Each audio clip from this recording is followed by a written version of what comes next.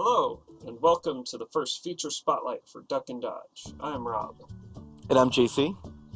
I am the programmer, and I make the art assets for the game, while JC does the marketing and the design. We met back in college, and we've been making games ever since. For our current game, Duck and Dodge, we wanted to go back and play old school 80s arcade games and kind of picked our favorite elements. I think the base of the game is Frogger, and we just kind of added some other details that we kind of liked along the way. Yeah, we must have played like 50 some odd old arcade titles back on like Atari and actual arcade cabinets and stuff. I think we spent like a solid 2 months just playing and prototyping really simple games. Yeah.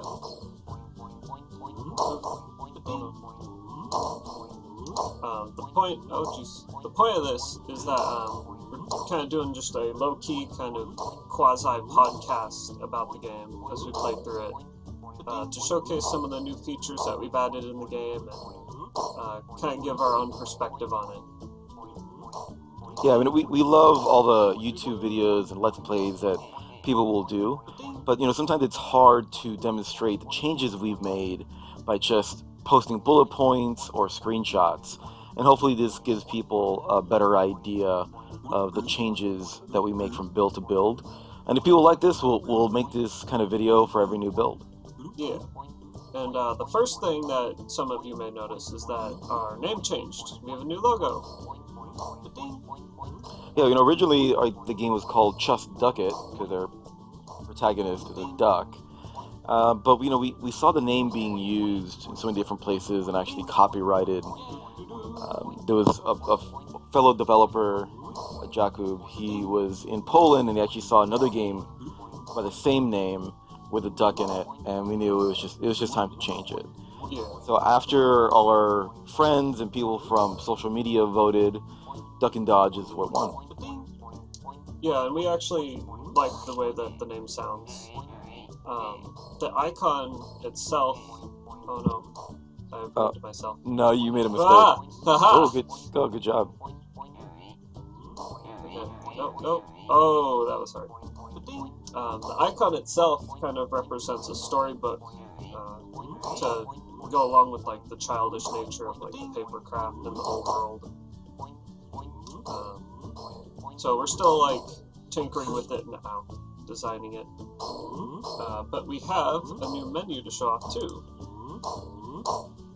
So this is the menu that pops up now. You can choose between normal mode, which is what I was playing, and challenge mode, which is a whole new thing. Yeah, we after watching Let's Plays and different people play our game, we realized that there was two types of players: people who want to be a little more meticulous and take their time with the game and kind of be more leisurely as they play, and other people who wanted a bit more challenge. What I didn't want to do was kind of divide things up into a bunch of different settings for difficulty.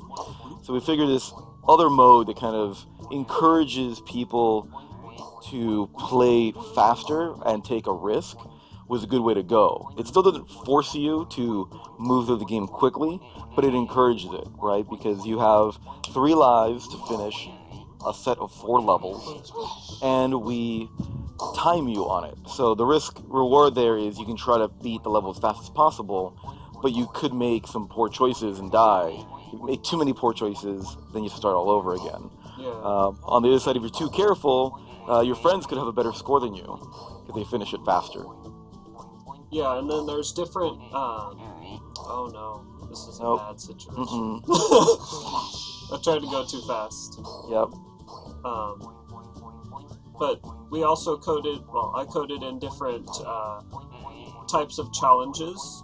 So this is just the first challenge where you actually have a lives counter and stuff. But in future challenges, we want to have different types. So maybe you have to collect a set number of coins before you beat the level, or you have to complete in a certain amount of time, or different things like that. So every challenge will be different. And yeah, right now every build will have its own set of challenge levels, and the goal is to eventually get to a point where every week there'll be a new set of challenge levels. that are unique. On a normal mode, all the levels are random, but on challenge mode, everybody has the same set of levels. Yeah.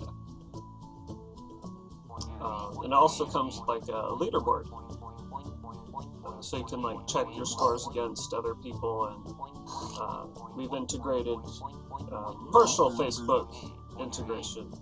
I said integration twice. Okay. But it only works on WebGL right now because Facebook apparently does not support PC builds, like the little exe. So we'll have to keep tinkering with that until we can get that to work. Oh no.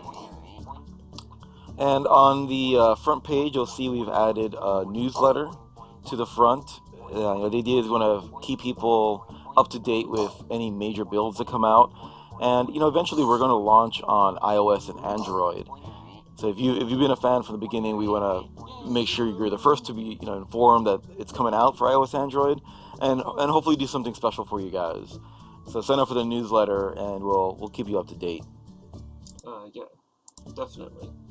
Actually have, but don't. Aha, newsletter. There's the newsletter. There's the new logo, and we also have a new character. James, the pirate parrot. Here he is. Rob, why don't you tell us a little bit about James?